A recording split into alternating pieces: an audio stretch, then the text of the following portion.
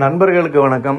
ஒன்றுமே புரிய மாட்டேங்குதுங்க. வண்டி எடுத்த நாள்லேருந்து இன்ன வரைக்கும் என்ன நடக்குது, ஏன் இப்படி இருக்குது, யார்கிட்ட கேட்குறது, ஒன்றுமே புரியல. ரீசெண்டாக என்னோட எருமை கடாவை கொண்டு ஃபஸ்ட்டு சர்வீஸ்க்கு விட்டுருந்தேன். சர்வீஸ் விடும்போதே அந்த ஜாப் கார்டு எடுக்கிறவர்கிட்ட கியர் போடும்போது ரொம்ப ஹார்டாக இருக்குது, சம்டைம்ஸ் சாஃப்டாக இருக்குது, இது எதனால் இதை கொஞ்சம் சால்வ் பண்ணி கொடுங்க, இல்லைனா இது இப்படி தான் இருக்குமா அப்படின்ற டீட்டெயில்ஸ்லாம் தெளிவாக கேட்டேன். ஈவினிங் போய் பார்க்கும்போது நம்ம வண்டியை சர்வீஸ் பண்ணி தொடச்சிக்கிட்டு இருந்தாங்க. நண்பர் ஒருத்தர் பக்காவாக க்ளீன் பண்ணி கொடுத்தாரு. அதில் ஒட்டியிருந்த சின்ன சின்ன கரைகளை ஸ்ப்ரே மாதிரி அடித்து அதை வச்சு தொடச்சி கொடுத்தாரு.